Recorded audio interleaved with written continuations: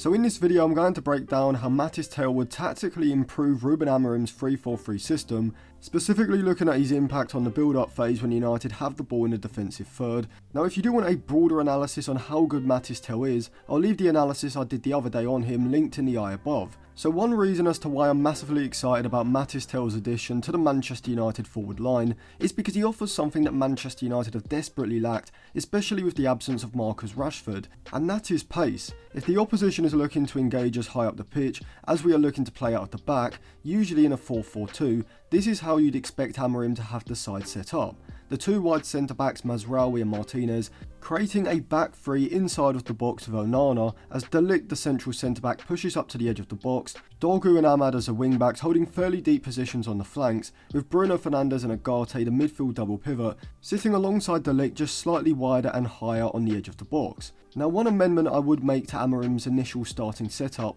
is that rather than having the two interior forwards either side of Xerxes, Garnacho and Tel in this example, starting in those more central deeper areas, I would instead have them holding initially higher and wider positions, on the outside of the opposition's fullbacks. And even though this is a small detail, you're going to see the effect of this subtle tweak in just a minute. So let's assume that Onana plays the first pass from a goal kick to Tel's side, the left side, into Lisandro Martinez. Well, from here, as the ball is played, Tel and Garnacho can slowly begin to drop from those high and wide positions into the space in behind the opposition's midfield line, who have squeezed up the pitch onto Agate and Bruno Fernandes in order to keep their high press vertically compact. But also Dorgu should also drop deeper on the flank, and the reason for this is that by dropping maybe even just 5 yards deeper, this is going to open up a passing lane for Lisandro Martinez. But before I go any further, a quick reminder, I do have an in-game Instagram group chat where we do have analysis and discussions throughout all the Manchester United games. I'm also working on a tactical ebook which should be out shortly,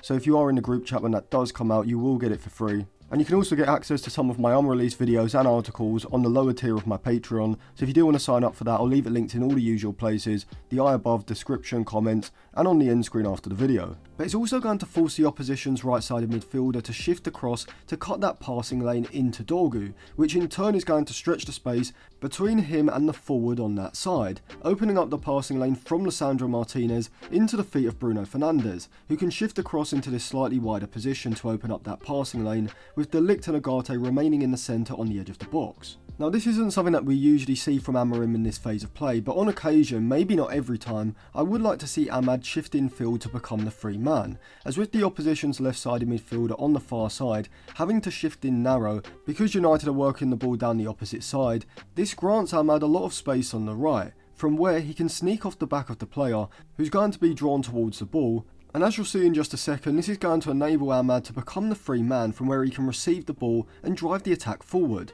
So at the moment this is the setup, Tel and Garnacho deep and narrow, and Xerxes holding a higher position between the two centre-backs. However, now we come on to the reason as to why I initially wanted Garnacho and Tel to start high, and that's because as Lisandro Martinez looks to split the right-sided midfielder and forward on that side, with a pass into Bruno Fernandes' feet, Tel and Garnacho can look to spin the fullbacks they've just drawn high, in order to run off of them, down their outside, into the space that their deeper movement has created. And the reason why I want them to start high and then drop deep is because if they can almost think of their deeper movement and the spinning behind as one fluid movement, kind of like an NFL wide receiver does, dropping deeper and then spinning without stopping statically, then by turning quickly as the fullback is moving to track their movement, it's going to be harder for the fullback to react, compared with if they were just standing statically in that area. The momentum of the fullback moving towards the ball is going to then make it harder for them to readjust and follow the spin of Tel and Garnacho in behind. Let me know if you understand what I mean, maybe I haven't explained it the best,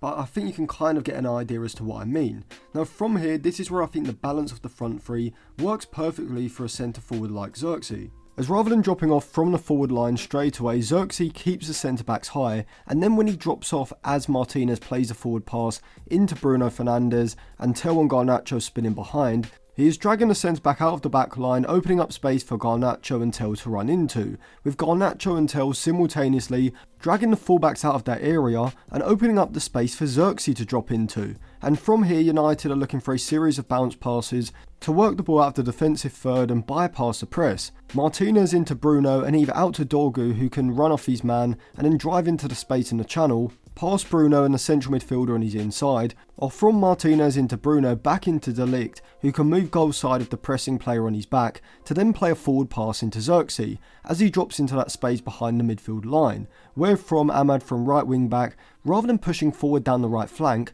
off the blind side of the left sided midfielder, can instead make a diagonal movement infield into the space behind the midfield line for either him or Dorgu to receive the layoff from Xerxes. And now if Xerxes can make the layoff from De Ligt into Ahmad's feet, now United have the perfect setup for an artificial counter-attack, and the structure of the possession shape in my opinion is perfect, not just from an offensive point of view, but also from a defensive point of view as well. Because you've got the rest defence covering that central area, either in a 2-3 or a 3-2 defensive shape, with the back three intact and position narrow, with the midfield double pivot behind in front, and now you've got a front five where Xerxes has dropped off, dragging a centre back high, with the 4 quickest players in the side now in prime position to drive the attack forward, with the 2 best ball carriers in the side, Ahmad and Dorgu, the wing backs, now responsible for driving the ball up the pitch. With Tel and Garnacho, the 2 interior forwards, both capable of utilising their pace in behind the opposition's back line. Essentially, you can think of this as like a micro game within a specific phase of play where the 2 wing backs, Dorgu and Ahmad,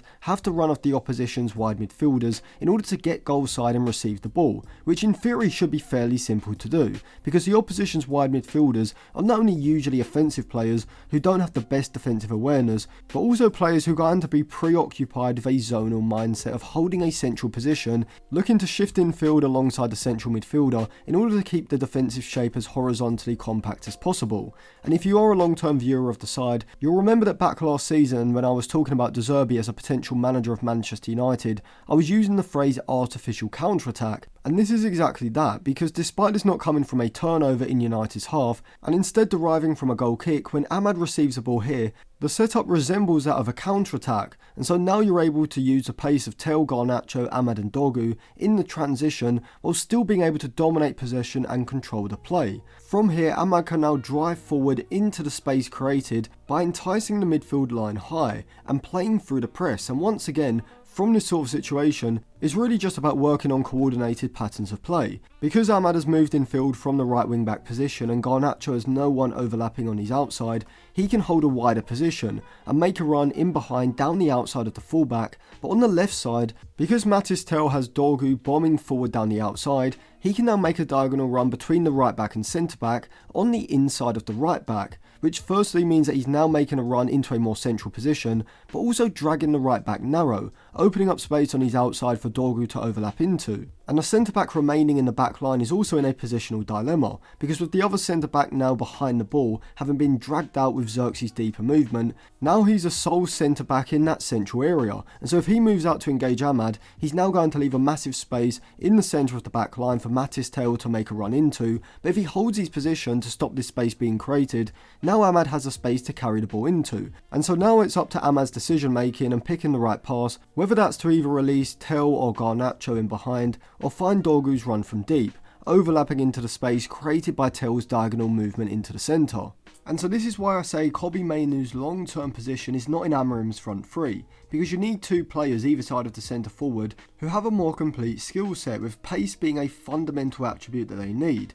because against an aggressive pressing side who are going to press you high in your defensive third during the build-up phase, having 2 interior forwards like Garnacho and Mathys Tel who have the pace to run off their pressers on their back and provide the sort of threats that you'd want in a counter-attack inside in the artificial counter-attack is extremely valuable, and whilst Mainoo can of course run off of his man, he's not going to be as much of a threat when running in behind as either Tel or Garnacho in this sort of situation. So thank you for watching. Let me know what you think of Mathys Tel and his overall signing in the comment section below. You can check out my analysis video on him. And if you do want to sign up for the in-game Instagram group chat, I'll leave that linked on the end screen now. And if you are in the Instagram group chat when my tactical ebook is released, you will get that for free as well.